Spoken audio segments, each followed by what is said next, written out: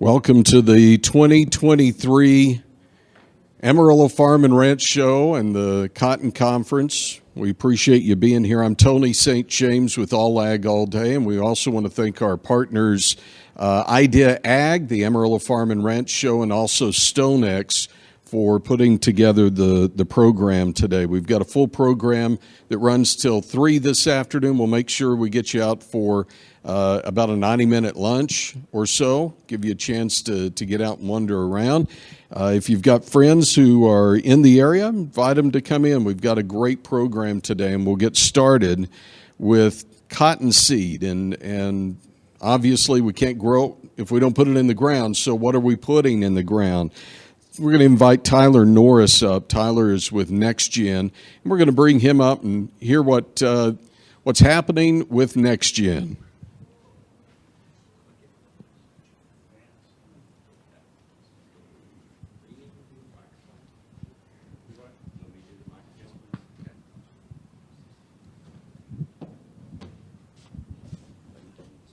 Good morning. My name's Tyler Norris with Americot, the regional manager for kind of Lubbock up into Oklahoma and Kansas and through here.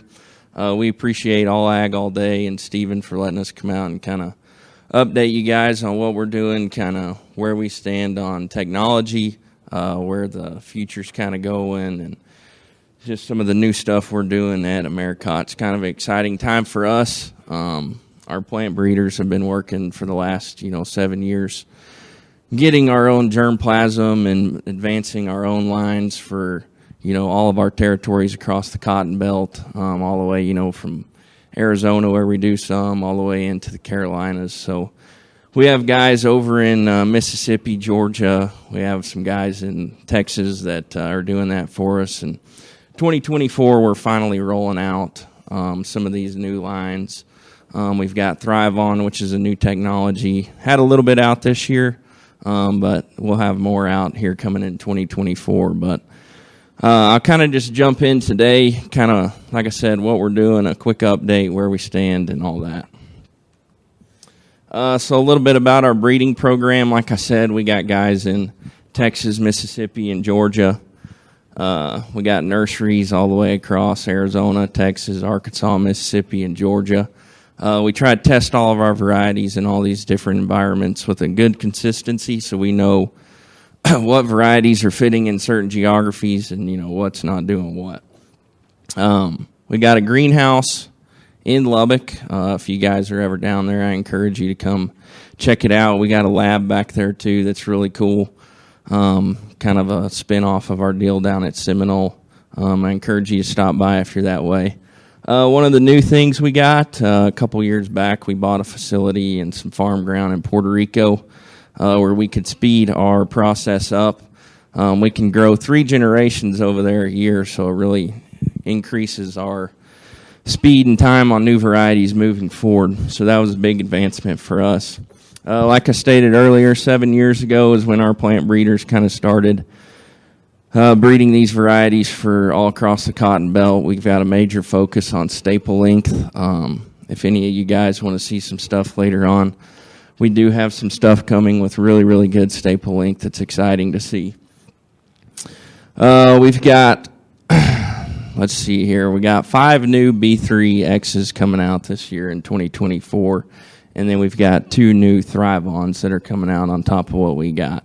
We've got a lot of experimentals that we're going to put out in places, but as far as availability, we will have 5 new B3Xs and 2 new Thrive On varieties. Also, Dr. Tom Brooks, for those of y'all that know him, we've come out now with, we're testing, you could probably say 200 lines of nematode stuff for both root knot and reniform down, around Lubbock County. South, there's pockets down there that nematode pressure is pretty high, so keep that in mind going into the future, that we will have some nematode stuff coming to the market to help you on the farm. This is a Thrive On nursery that we had in Lubbock. This was from 2 years ago. I just think it's a cool photo to show. That is the nursery out there in the middle. Not all those are Thrive Ons, but it's kind of a unique photo to look at. The rows that are the darker white, kind of thicker cotton, those are the Thrive On lines, and I just thought it was an impressive photo to see the difference from an overhead view from a drone, that Thrive On technology that's coming forward. A little bit about the Thrive On technology. It is going to be for your thrips and tarnished plant bugs.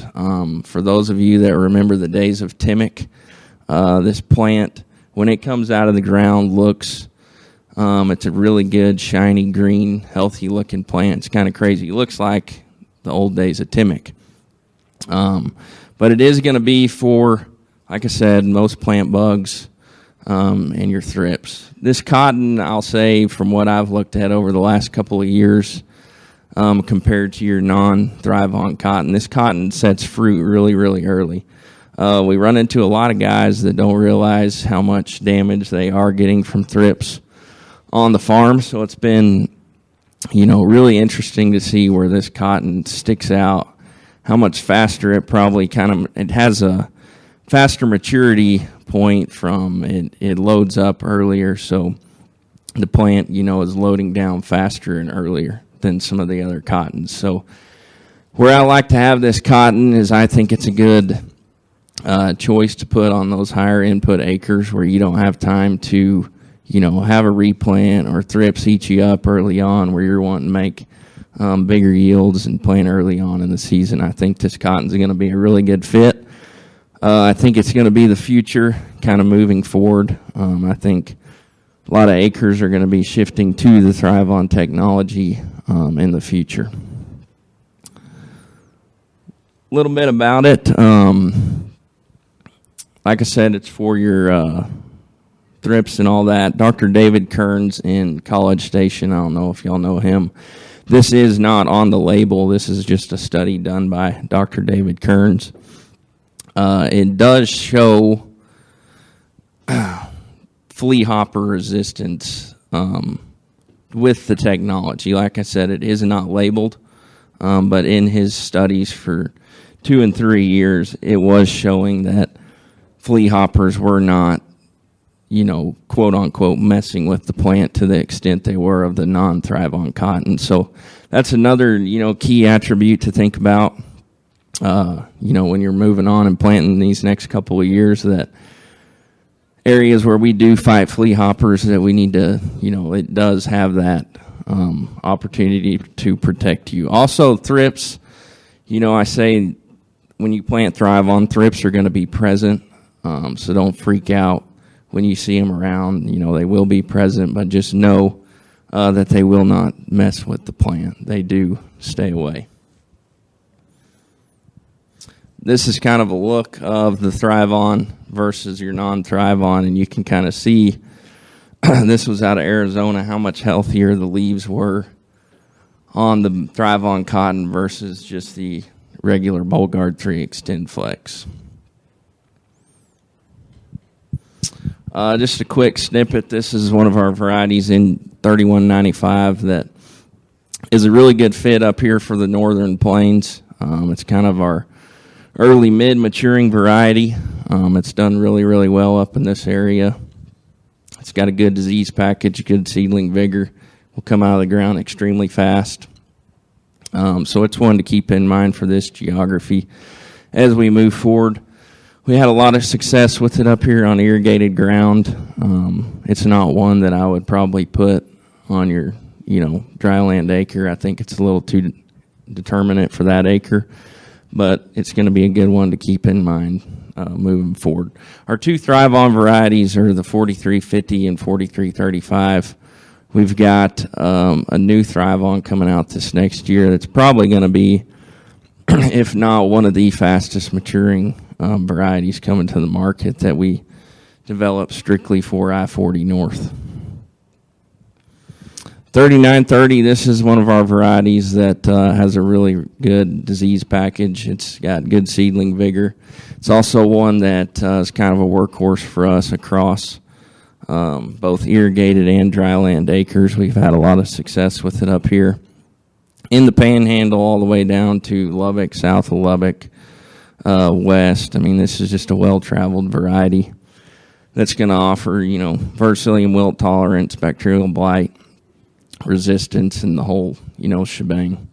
But easy management practices, it's one that doesn't take a whole lot of PGRs. Guys will ask, well, I don't really want PGRs. Well, I think most plants you got to do PGR regardless of kind of your farm management practices. 3406, this is an old one we've had around for a while, just kind of threw it in. We still do offer it. It's worked across the cotton belt great for us. Some of y'all have planted this one as well. That's about all I got. I was just keeping it short and sweet. Just kind of update of where we stand, but moving forward in 2024, we will be rolling out a whole new pipeline of our products, so keep that in mind as you go forth, that we do have nematode stuff coming. We've got the Thrive On technology for your thrips and plant bugs. So in the future, just keep us in mind. And anybody got any questions? Well, if not, thank you for having us, and we'll be around for a while.